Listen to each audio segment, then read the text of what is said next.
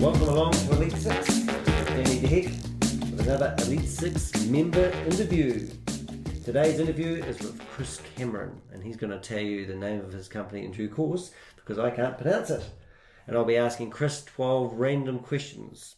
He doesn't know that the same questions I just asked my last punter. So I'm familiar with him and he's not. Let's start. Oh, I won't use that one. I'm just going to shuffle my cards to give me a bit more variety. Welcome along, Chris. Welcome, Danny. How are you? I'm fantastic. Excellent. I get paid to say that. Shizoku is what it's called. Oh. Shizoku. Okay, tell us the origin of the name and why it's called that. Yeah. It's Shizoku, and it's relates back to a Japanese samurai clan, and it kind of literally translates through to a clan or a family, as its translation in English. So if we take Shizoku Martial Arts, which is the company, it's effectively family martial arts, because that's what we're trying to build, is a wide family of people which can support the local community and everyone involved. Definitely a community. We'll find out more in a minute. Totally off topic. These questions are not always business related. Right. And I don't think you've ever told me you've travelled that I can remember. So this question is totally pathetic. But let's go. Where in the world would you travel to next? Oh, you've been to India heaps. I have been to India. I remember that. A couple of times. That's always interesting. No, I've been around a few places. Where would I go next? I think actually I'd like to go back to up around Sweden in the middle of winter, and right at Christmas, and take the kids for a white winter. It was pretty amazing when I was there, with all the snow around, and it's Christmas time, and there's a real different sense to the whole time of year, and way people and the smell in the air and the mulled wine that stalls that are around. It's just a whole different thing than we see here in New Zealand. So I think that'd be a cool place to go with the kids next and show them that side of things. Yeah, I went from Egypt at 40 degrees to Prague minus 17 degrees, and I still had my Egyptian clothes on, and that was not a good experience. No, that would not be. But Egypt's pretty warm. But it was snowy at Christmas time, which is pretty cool. So I get that. All right, number 2. What superpower would you like to have? Superpower would I like to have? I think it would just be great to be able to fly. That'd be cool. To be able to just quickly jump in the air and fly a great distance. I think there's a unique perspective from getting up high in the air and looking down on the world, and you see things in a different light if you just take a step back. And being able to fly, you'll be able to escape the noise and everything else and take a step back from whatever chaos is going on in your life potentially, and see the larger picture. Okay. Yeah. So, have you seen The Greatest American Hero? That's great. Love The Greatest Have you American seen all Hero. the crashes he had when he landed? Well, you have to practice Oh, flying. yeah, of course. Don't want to put you off it, but fair enough. Can't you do superhero landing? Well, watching that. all the crashes he had, he used to just shake it off and get up and start again. So maybe that's like business, isn't it? Okay, so question number 3. Not that I'm counting, but it is question number 3. If you could go back and change one thing, what would it be? And it could be personal, and it could be business.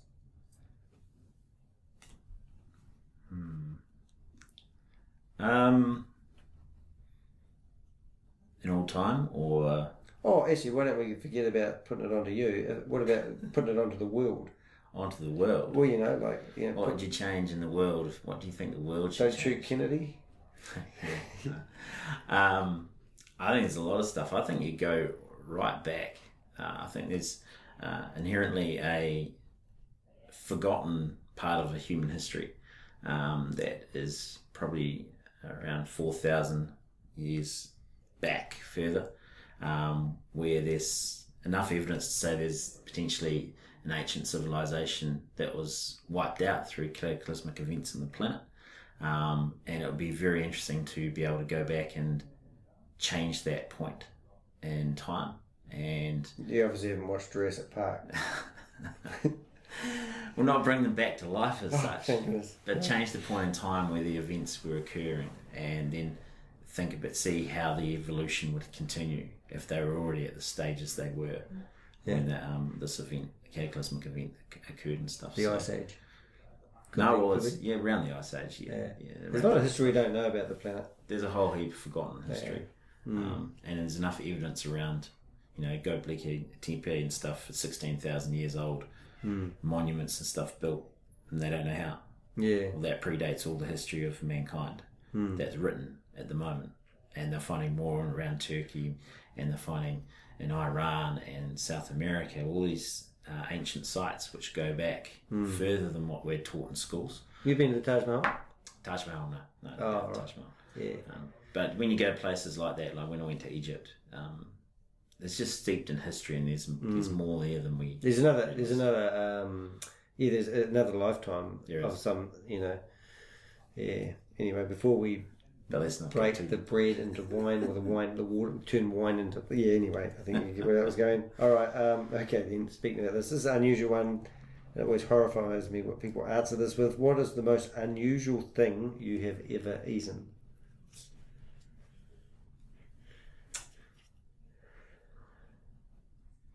I think the most unusual thing I had was frog legs fried when I was in France.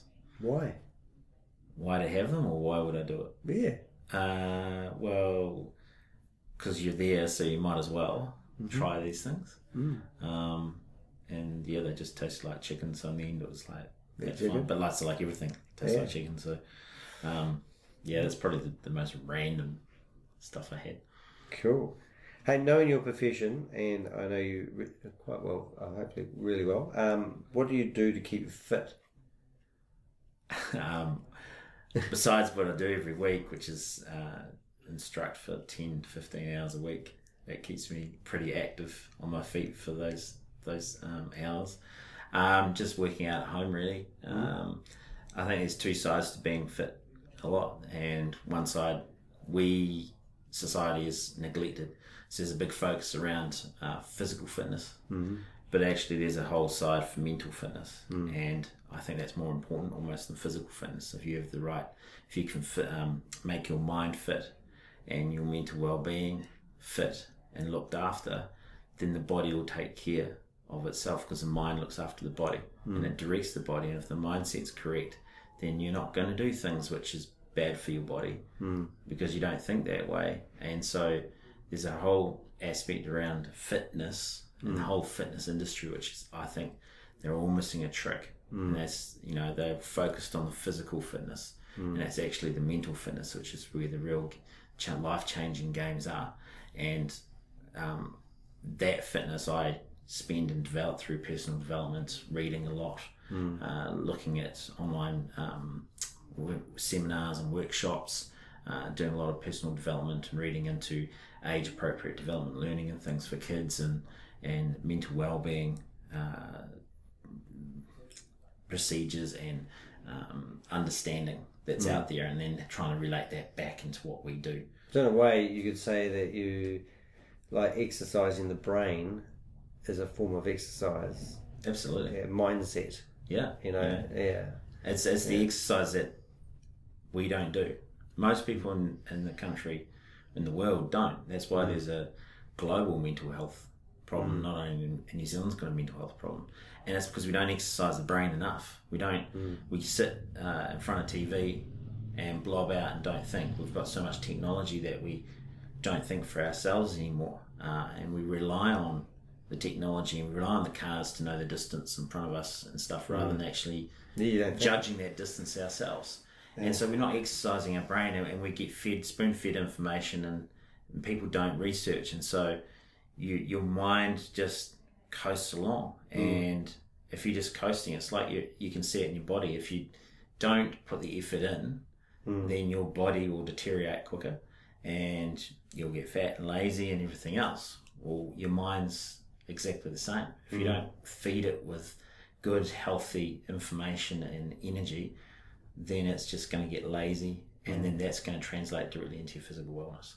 It's funny, I went out for lunch today with Helen and my partner and her son, and he's a numbers guy. You can ask him, you can tell him your birth date, and he'll tell you the day of the week it is, right, with the leap years and the whole 9 yards. So today I thought, I said, oh, it's 2 weeks. And he goes, that's 14 days. And then I thought, okay, then. I said, well, how many hours is that? And he couldn't work it out. And it was quite funny. So then I sat there and come up with a way. And then once we got that, I said, well, how many minutes is that? But I think, I know at school, we were at the time where they gave you a calculator and they taught you how to use the calculator. But I remember when I was growing up, we had to learn our times tables. And I reckon I could challenge a lot of children today, whether they know their times table or don't. And I'm, like how many times have you been out at the cash register and the girl's trying to work out the change, and if it doesn't come up on the machine, she doesn't know how to count it out. And that's something that I think we're missing a wee bit. Oh, there's the whole. I mean, there's so many facets to it. The education system in New Zealand. There's too many kids in classrooms, and when there's too many kids in classrooms, they can't learn. So the education system is built to deliver as quickly as possible to as many people as possible. So therefore, here's a calculator. Go figure it out. This is how you do it. You know the basics maybe of how to do a calculation, but unless you study mathematics and equations and statistics and algebra, you're not going to get the deep detail of how it all actually works. You know how to do this, and other than that, you've got your iPad or your phone, and that can do the rest for you. And that's just dumbing down the capabilities of everyone. So exercising your brain. Yeah. All right, so that's how you keep fit. Oh, and oh yeah, I won't go into that. I might keep that for another moment. Okay. Oh yeah, I don't know. We're going to ask you that one. I don't think. Do you want to do that one? Do you want to do that? Want to do that one? Yeah, sure. Okay then. You can read your own question then. All right. So the question it is: what's the most important lesson you've learned in the last year? For those that don't know, I've had a relatively entertaining year. It's a nice name for it. Yeah, I mean, you always present with challenges, and I had a business which we wound up last year after putting in a number of years of effort into it. And I think the biggest lesson that I learned from that is that you have to make sure that you manage your cash flow and you manage expectations of customers, and that's expectations that they have of what you're providing, but also managing that they understand the expectation that you have of them. Because if they don't pay bills on time, they don't feed you information in a timely manner and things, then that has knock-on effects for both them and you. And in a business, it's usually a cost that you end up bearing because you're trying to keep the customer happy, and it's not actually improving the customer's experience, and they're getting annoyed, but it's the expectations not being clear on both sides from the outset. And I don't think it's unreasonable to actually lay out clear expectations. Well, this is what is required, and if you want to achieve this in a positive fashion, then we've both got to work together on this, and that it makes it easier. And so that's definitely something that I've taken as learning into martial arts schools, that when students want to go for extra credit gradings and things like that, it's very clear this is the expectation. If you want to achieve a double grading with your next rank, when you're grading, this is what it means, then this is what's required. You need to do this, and you need to do this, and you need to do this, and there's not really any room for error. If you don't do that, then the chances are that you will not be able to get double grading. And if they don't get that grading, then you can go back and say, well, you didn't step up where you needed to. That's right. And let's address it again. So setting those clear expectations, I think, is a really big thing that I learned throughout the business in the last year. I think the other thing, especially for business owners out there, especially startups, is you need to make sure that you're marketing. Like we were talking this morning at our other meeting, and he's not marketing at all. And you go, you're complaining in one hand that you need to constantly find work and you need leads and everything else, but you're trying to rely on word of mouth and you're not doing any marketing whatsoever. And it's like, well, if you're not doing marketing, drifting. How are you going to actually grow? How are you going to scale? How are you going to actually find the work? Eventually that word of mouth will not sustain you. You need to be multifaceted. You need to be in multiple channels, and you need to identify where your customers are so you can market to them effectively. But if you're not doing that because of whatever reason, whether it's cash flow or you don't know how, or you don't know where to start. You don't think you have to because you're so awesome. You've got a huge network of people. You don't need to. Eventually, you're going to have to realize you have to advertise. You have to market, and that doesn't mean you have to have a massive budget to do it. There's certainly many ways to advertise on a cost-effective budget if you're talking to the right people about that know how that all works.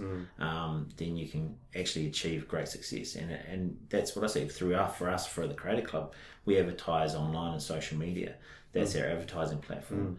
We don't spend a lot, but we have a constant flow of new students coming in that's enabled us to grow to what we are now in a relatively short amount of time. Now I know I can talk to other dojo owners out there, and they're pouring money into the same social media avenues and not seeing the benefit because they don't understand the platform. They don't understand the way they have to talk. They don't understand how they position themselves. So they're just pouring money down the Google black hole or Facebook black hole and going, this isn't working for me. I'll cancel that and go back to word of mouth. Well, then you're not going to get the growth that you want. You're not going to be able to make the impact potentially that you want. So I definitely think people, I often, because we talk to so many businesses as you have as well, they just have gaping big holes sometimes in their business, and you go, you haven't got that, haven't got that box ticked, and they go, what box? And it's like, oh, that's really important. Oh, but I haven't had to, and they go, we haven't moved with the times as well, you know. Okay, another question. Can I just need to take this to my son? Okay, that's right. We won't listen. Hello. Hi, can I go to the shop now? Yes. All right. Very good. Yeah. See ya. See you, mate. There you go. That's good. Yeah. He's on our podcast. He can go to the shop. What shop is he talking about? He wants to go and buy an ice cream. Ah. But he has to make sure he has his phone with him and he's going around with his friends outside. Yeah. So if we need to get hold of him, especially, Christchurch being with the earthquake history and stuff, Yeah. if there's an emergency, we can get hold of him. So Yeah. he had to wait. He couldn't go because his phone hadn't charged it. So definitely had to wait. That's good. I need to do that with Helen. She keeps forgetting to charge her phone. There needs to be a penalty for things. What was the last movie you went to, and what did you think about it? The last movie was Star Wars. Yeah. The last Star Wars movie. Not the 1974 one. No. The Rise of Skywalker Oh yeah. thing in December. I really enjoyed it. I thought it was, it's a nice popcorn flick. Oh, yeah. It wrapped up enough of the Star Wars franchise for me, not being a hardcore fanboy. Yeah. That it was good. There were some things you were like, what doesn't make sense, but Yeah. Who'd Who'd you go with? Whole family. To Yeah. my son, my daughter and stuff. So we all went and watched it. Yeah. Did you? I think it was 75 or 74 that Star Wars came out. Was it 74. Was it? I think it was 74. Yeah, I still remember it. Yeah. Those models flown through the sky. It's amazing they got away with it when you think about what they do now. Yeah. Who would think that much technology would change? And I hate to think how old I am now. Boy, that would be 45 years ago. Yeah. Wow. It's phenomenal. Still got the story across. Yeah. Well, it just shows you don't need the fancy. So, stuff. it's a good question from you. Are you doing, and I reckon I could answer this for you. Right. Are you doing what you want to do? You tell me. I think you are. You just need to make it more sustainable for your lifestyle. So tell people what you do, because we have a bit at the end where I ask you what you do and who you are, but usually I'm keeping the mystery who this Chris Cameron guy is. At Shizoku Martial Arts, we do life skill education through martial arts. So we aim to inspire children and adults that come to our school through teaching them skills that they can take into their wider life. So being able to be confident, to be able to believe in themselves. We're just doing self-confidence at the moment. So you're trying to remove the I can't in your brain to be I can, and then it's just figuring out how you can do it.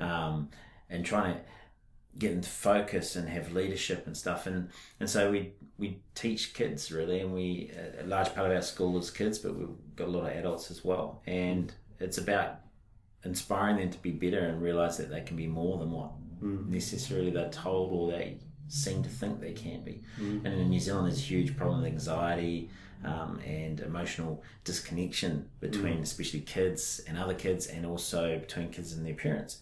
And that's for a number of reasons. All they need to do generally is be told it's okay. Mm. It's okay that you might fail. That's okay. You can still try again. If you think you can really do it, you can do it. You know, you might not get it first go, but you might get it 10th go. You know, it's all right. It's all right to feel that way. If you're really scared that you can't go out on the floor. We had a girl just last night. She was really, really scared, didn't want to come out in front of everyone and do it. That's okay. But it was all a bit of doubt in her head, and she knew that she could. She didn't think she could do what she needed to do, but we all did.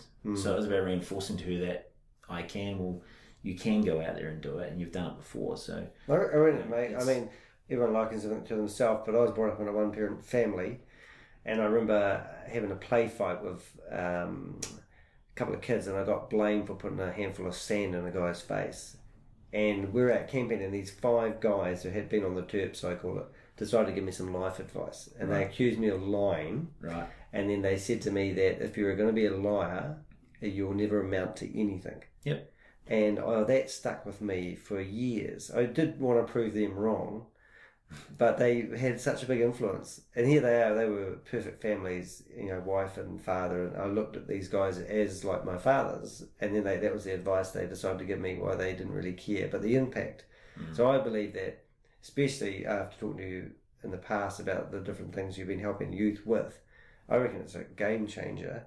And it might take 20 years until they look back and go, actually, that really influenced the way I live life. And I think you did a course on young people trying to handle their aggression.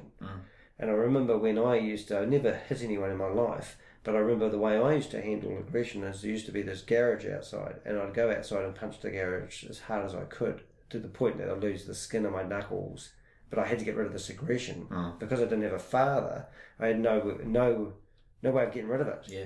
And, you know, to me that would have made a huge difference. Yeah.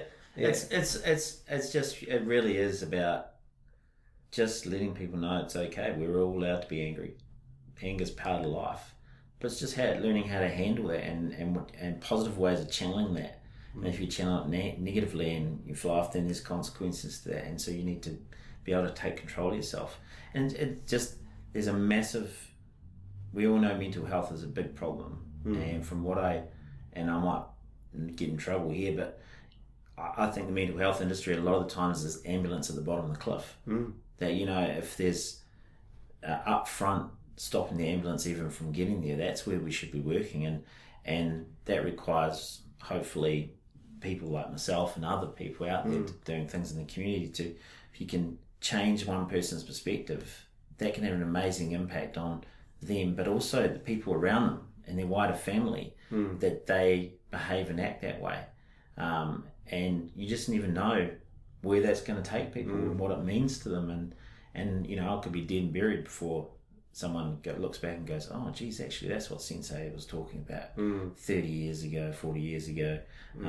He was right, you know, and, or it could happen tomorrow. And it's for me, it's very gratifying. We just had a kid the other day get it's in the school newsletter, and this kid is 7 years old, and he's featured in the newsletter because suddenly they had an activities day, and he just off his own bat started teaching his classmates what we've been doing in the karate classes to help them out, just as a bit of a show and tell and things. And before he knew it, he had convinced the teachers to have a go as well.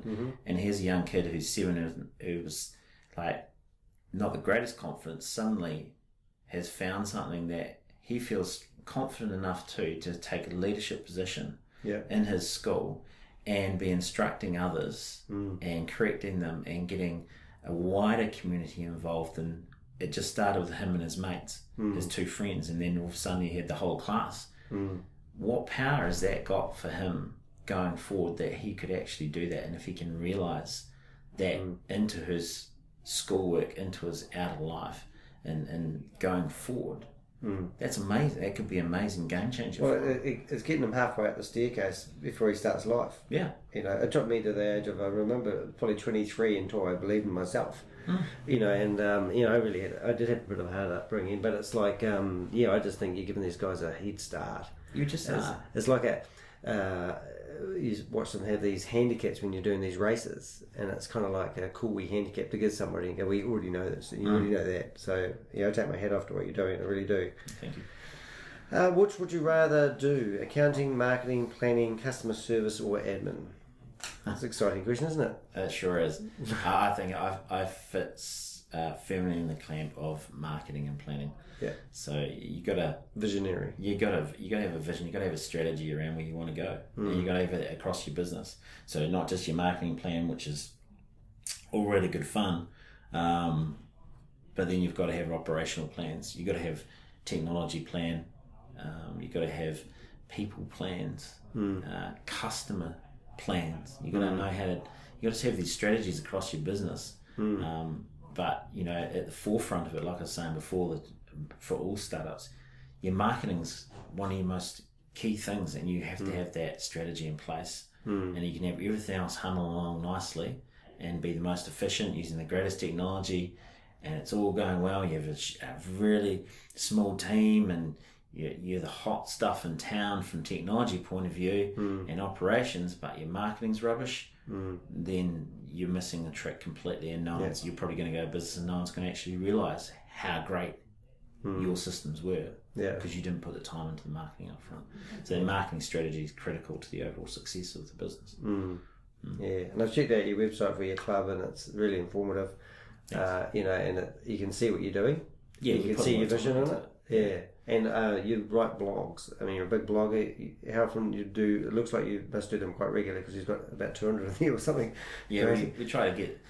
I mean, the websites, all of it. There's SEO, there's content strategies and things that you got to put in place, so they all fit as part of your marketing plan. And the website's a vehicle, and for us, it's our shop front, and it's how we need to attract customers to actually come in and book a trial and come and see why we're so different to everyone else and experience the Disney experience that we've got. And so we put time into the website to try and convey that and use the technology to help us with that. And part of that is just blogging, and that I can be known to be opinionated now and then, and I'm willing to voice my opinion now and then, as you well know. And so I think you've got to put things out on blogs, and you've got to capture your thoughts and put them out there. And the new technology with TikTok and Instagram videos and things. I did watch you on TikTok the other day. Your kids were doing one. It was a good one. So there's ways now of doing that as well beyond blogging, but blogging's just got such benefit for content strategy and search engines that you can't beat it. If you blog correctly on the right things using the right strategy, then that can really bolster your site. And there's a reason why in a short amount of time, when you search for any of martial arts or karate or life skills in Christchurch, our club's in the top 3. Well, we shouldn't be. The other 2 clubs there have been there for 20, 30 years. So saying you this morning, I searched for your name and my site comes up first. And I thought, well, there you don't promote what you're doing much. You promote the club, but I think you could do a bit more self-promotion. Yeah, I think what you're doing it's is really on the cool. list to try and focus a bit more on myself necessarily rather than the club. But it comes back to But there's not many people that stick their neck out. I mean, you do a lot for your community. I remember when I was running my social club, I did it for 7 years, 500 people, and then I stopped and everyone sort of, boo, why'd you stop? And I go, it's exhausting. It's all very well, helping people socialise and get them out there, but it's at the end of the day, you just, it does come at a cost, and there is only a handful of people that actually will give themselves. Yes. A lot of people sit there as spectators and clap for you. Yes. At the end of the day, the buck stops with yourself. Or have an opinion but don't actually want to step forward themselves. Yeah, I struggle with that. If you've got an opinion, then sure. What happens if you're wrong?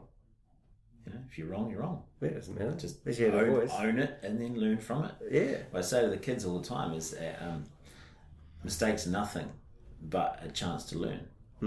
That's it. You should never be afraid of making a mistake, because that's actually the guy who loses, or the girl that loses the fight actually wins, because they will learn a truckload more from losing that fight than the person that won the fight. Yeah. Because they're going to sit there and they're going to analyse it, and they're going to, why did I lose? Oh, maybe I could have done this, maybe I could have done that, or if I moved that, and they're going to analyse it where the winner's like, I won. They're not going to have to have the same analysis. And that's what a lot of time you see, especially in that sports game, the underdog can take out the top player. Yeah. Because the underdog's been beaten, and analyze and they go through everything, trying to go, well, what could I have done differently? Yeah. How could I be better? Whereas Top Dog's like, ho hum. Cool. I like it. How do you view your competitors? Interesting. It's a funny thing. The martial arts industry is very political, it's full of a lot of alpha males, shall we say, that drive it. So, my view is very much one of collaboration. I think there's a lot. If a lot of the old political, egotistical ways were dropped, then we'd actually get on and be able to really make some far-reaching changes through what we all know from different areas. But that doesn't happen, and so it's a real shame. It's like a bottleneck in a way, isn't it? It is. Those whole process down. But for me, I see it as an opportunity. It's an opportunity for me is that I'm not interested in any of that. So we're a very open, very collaborative club. I'll work with anyone. We get other clubs, invite their instructors in. I have no qualms with that. And it's all valuable learning. There's always different viewpoints and ways to approach things, both from a mental perspective and a learning perspective, but also from a physical point of view. You know, I might punch this way or kick this way. They do it slightly different. Neither's right or wrong. If you have that approach, then you're actually learning far more than someone who thinks, no, my way is the only right. This is the right way to do it. That's it. And that's just very closed-minded and blinkered. And that's unfortunately been a lot of the way in the martial arts industry till late. That this is what I do. You've got rid of people's egos out of things. Life would be a lot easier as well. It would be. You just got to, you're there for. You got to look at why you're there for. What you're there for, and for me, we're there to inspire through life skill education and martial arts. That's what we're there for.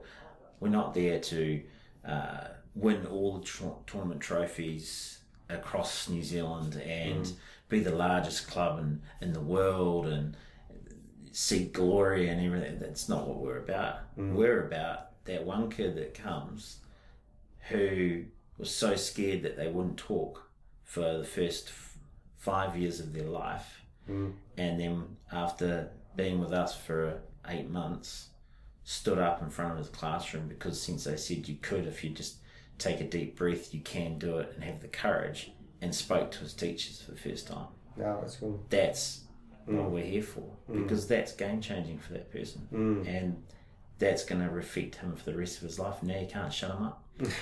Maybe it was me. What are your hobbies? What do you do? What do I do? My hobbies. Oh God. I just tinker on a lot of stuff. Looking at, I suppose you could call self-development a hobby. Always looking for new ways and new ways to do things, new technology that could be used. Okay, I'll ask you another question. What's your favourite bit of technology? Favourite bit of technology? Yeah. Hardware, software. Hardware, I think. Hardware. I think mobile phones it's phenomenal. Yeah. What do you got? I've got a MI9, a Xiaomi Mi 9. What the hell's that? It's it's probably equivalent to the top Samsung out of China, but it's out of China and a different brand name. And it's got 2 SIMs? Yeah, 2 dual SIM. Yeah, that'd be handy. Huge cameras and stuff in it. It's just great. It's really fastest phone on the market. Is that a 40 gigabyte camera in it? Is that the 40 one? Oh, I've heard about that. It's really good. But so I think the mobile phone is a revolutionary technology, but at the same time, where's that going to go? I think the virtual reality is too far away. I think wearables is really interesting. That's starting to show how you integrate technology into just what we wear, and that's probably going to be a real game changer when it clicks in. I love my phone too, but I'm trying to think, why I cart it around all day long. I basically took a lot of my phone numbers off the website. And a lot of it, I put autoresponders on some of my emails, which I hate when people do that, but I've done that. But when I travelled over Christmas, and it was actually really nice not being interrupted. Yeah. But I'm still carrying this phone around, and I'm thinking, why am I doing this? Why don't we leave home without our phones? But I love the technology. I love being able to pull out the phone and do a video or take a photo. And that's it, right? We went away at Christmas up to Marihau, and there's no cell phone reception, and there's no Wi-Fi. So I still had my phone, and I still carried it with me around. because I could pull it out and take a photo. I could capture a video if we were walking down the beach or something, that a memory that we could keep. Or I could park up under a tree and I could pull it out and pull up my audio book or a book I want to read and just get rid of a few pages. Just on my phone, which I can just slip in my pocket. And the other thing, you can access all your business files via your phone these days. Yeah. And it's a small laptop to carry around. If you're set up that way.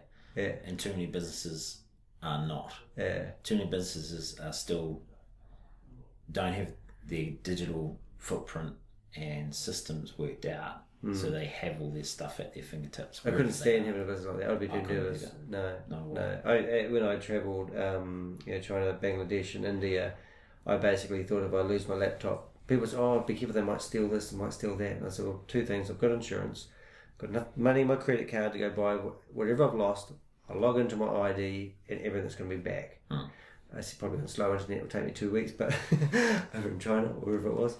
But that's how I think. I'm so proud that I run my business that way. The days of having stuff stored on a device just horrifies me, but people still do it. They still do it. I was just at a shop the other day for embroidery, and they would just find your order, and then just siphoning through the bits of paper on her desk trying to find the piece of paper, which was a scrap paper that had my wife's name and phone number on it, so she could then work out how many items they'd actually done as part of the embroidery for the school uniforms. And I was just sitting there going, this is insane. This is crazy. Why don't you just invest the time to digitise this? And they go, it works, and you go, it works for who?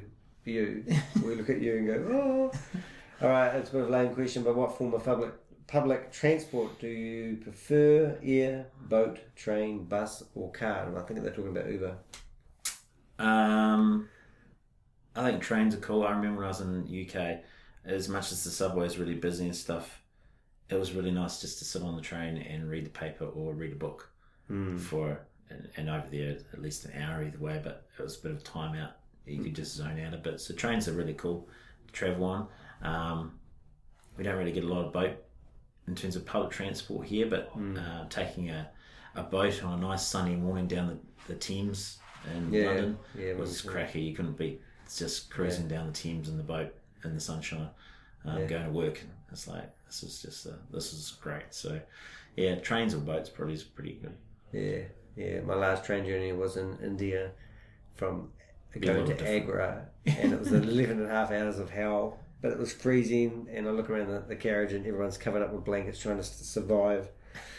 Probably not those train journeys. I'll skip those. But no, I actually agree. I love trains. I think they're pretty cool. And you look out the window. Okay, last one, which I asked you before we started recording to warm you up, and it said, if money was not an object, what would you do all day long?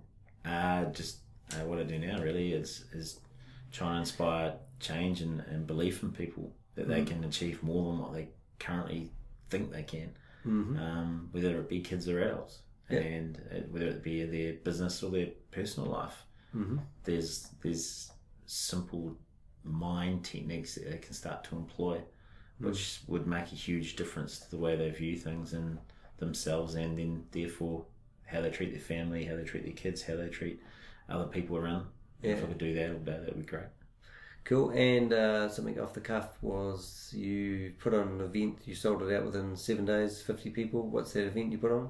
So we've got a anxiety, aggression and emotional connection for parents to talk about how they can deal with those issues that we're facing at the moment with their kids. And there's a real need for it. So we've got a prominent child counsellor to come in, and she's going to deliver the seminar and stuff. But we put it up simply on Facebook and a little bit of promotion, and bang, 6-7 days later, 50 tickets of that sold straight away, and then demands for and more of them to be run and things like that, and from outside of Christchurch as well. So it's like there's a problem in New Zealand, and hopefully we can help address that problem through simple things like that. So you've been listening to Chris Cameron. He's a member of Elite 6. If you want to find Chris's details, he needs to update them on the Elite 6 website. But you can go to our search panel and search for Chris, and you'll find his profile. And I want to ask Chris who you are and what you do for the last minute. What do I do? I think most people might have figured it out. They might have figured it out. Yes. So we run a life skill education and martial arts and self-defense business. So we deliver education and mental well-being to kids and adults. We deliver martial arts and self-defense courses and workshops. So we have a curriculum for getting your black belt in martial arts through to 2-hour workshops for businesses so they can protect their staff and their staff feel comfortable and at least safe and secure out there as well. So kind of workshops from 2 hours to 3 or 4 days we can run that covers various aspects of self-defense, from mentally being aware of what you should look at to physically what you need to do if you get caught in certain situations. The key is to get, in any of those facets, the key is simply to get that split second to get away. The best place to be, I always say to the students, where's the best place to be in a fight? Not there. So that's a big thing we try to focus on for all self-defense and martial arts is don't hang around in the fight. Do what you need to do, but then get out. It was interesting today, just to carry on a bit, even though it was the last minute. I was in a shop with my mate, and this other guy walks in, big guy, and he looked like he was a P user. Right. And instantly you get into a mode of danger, and what if this happens, how am I going to react? Yep. But you sort of don't be blasé about what's happening around you. You certainly become more, I don't know how to explain it really, but you sort of, all of a sudden you realise, you think if they start doing this or they do a smash and grab, do you go after them? Do you let them go? Once they're out of the shop, do you lock the door? And you've got all these scenarios happening within 10 seconds. You've thought of 20 different things that you will do if they do. And then you realise how vulnerable you are. Yeah, I mean, the thing is you get the heightened awareness and you have 20 scenarios sitting through your brain. The question is, which one would you do? And unless you've actually tried to explore that, which is a big part of martial arts and self-defense, is which one would you actually do? Because you have the split second to make the choice. And if you've got 20 scenarios and they're all running through your head, a lot of the time most people think, I could do this or I could do that, I could do that, and by then it's over. And so you have to actually be able to go, well, these are the 20 scenarios, but this is what I'm going to do. Because I've actually trained for this. I know what I've got. I know what my best option is. Here, that the door's there, that's the best place. I'm going to go straight through that, or I'm going to duck behind this thing here, or I'm going to react this way and try and tackle them because I know what happens if they turn this way. You have to have kind of work through those scenarios and experience kind of what they are to be able to say, this is what I'll be happy doing. Because it's also not all what you could do, it's what you're happy doing. I screamed like a girl and ran out crying. Nothing wrong with that. Excellent. If that's the thing. Because there's a big thing between everyone thinking they're Rambo or Jason Bourne or, Keanu Reeves in The Matrix, and everyone thinking they're really good, but then there's the actual doing. Actually hitting someone in the face or in the throat to stop them, or kicking them in the nuts to make them buckle, or taking their knees out and breaking their knees. Could you actually do that? Because most people think they probably could, but actually probably have never actually hit anyone to know what it feels like if they actually punch someone in the face. Now that's the other off-topic subject. You punched a kid and gave him a bleeding nose a wee while ago. No, I didn't punch him. He walked into my fist. He, no, you're gonna get me in trouble here. No, look, we'll be doing a kumite, which is a fighting part of what we do, and we talk to the kids, and I've just been saying you need to keep your hands up to protect your head, and if you have them hanging down, it's too slow to block, and you need to be aware of what's going on. And I held my hand out while I was sparring one of the kids, and he didn't listen, and he rushed in with hands down, head forward, and didn't realise that my fist was still where it was before, and walked straight into it, and of course that bloodied his nose, but guess what, he doesn't do that anymore. So there's some people like to learn the harder way rather than listening and learning the easy way. So it's not a bad lesson to learn. Well done. Really just clarify, there's no me hitting children, alright? Sure, disclaimer here. Hey, thanks for coming along and being on the podcast. It's been absolutely awesome, and I look forward to seeing where you go in the next few months. Awesome stuff. Alright.